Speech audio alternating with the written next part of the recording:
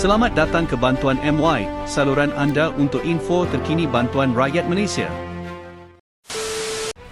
Assalamualaikum dan salam sejahtera. Terima kasih kerana terus setia bersama Bantuan MY. Kepada yang sudah menyokong saluran ini, terima kasih atas sokongan anda.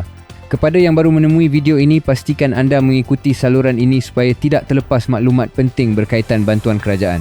Untuk video kali ini, kita akan bongkar satu perkara yang sangat penting tetapi jarang diberi perhatian. Hakikatnya bukan semua penerima STR 2026 akan menerima bayaran sehingga fasa 4.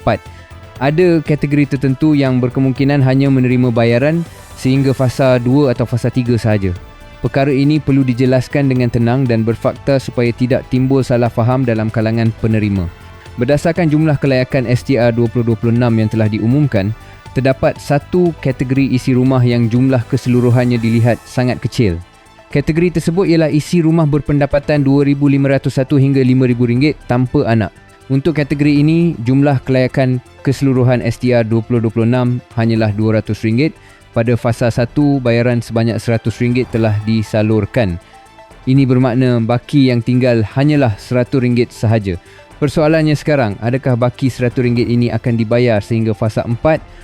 Jika baki RM100 itu dibayar sepenuhnya pada fasa 2, maka pembayaran untuk kategori ini akan tamat pada fasa 2 sahaja.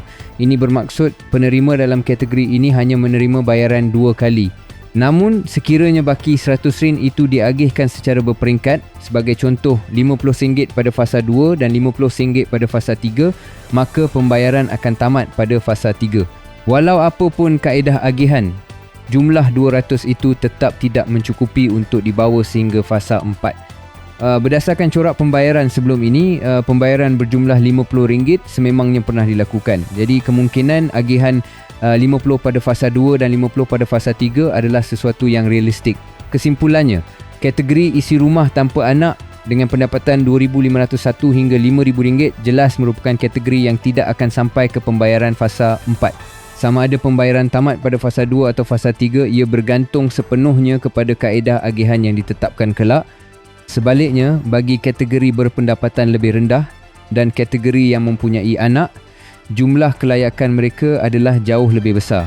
Oleh itu, kategori-kategori ini tidak menghadapi masalah untuk menerima bayaran sehingga fasa 4, walaupun ada fasa tertentu yang mungkin menerima jumlah yang lebih kecil.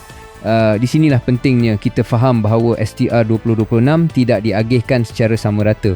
Jumlah bayaran dan tempoh penerimaan sangat bergantung kepada pendapatan serta bilangan tanggungan dalam isi rumah. Jadi, kepada penerima dalam kategori isi rumah tanpa anak dengan pendapatan RM2,501 hingga RM5,000, ambil maklum bahawa jumlah bantuan anda adalah terhad dan tidak mencukupi untuk pembayaran sehingga fasa 4. Manakala kepada penerima dengan pendapatan RM2,500 dan ke bawah, anda tidak perlu risau kerana jumlah kelayakan anda mencukupi untuk disalurkan sehingga fasa terakhir. Semoga penjelasan ini membantu anda memahami situasi sebenar STR 2026 dengan lebih jelas dan tidak bergantung kepada andaian semata-mata. Terima kasih kerana menonton. Assalamualaikum dan salam sejahtera.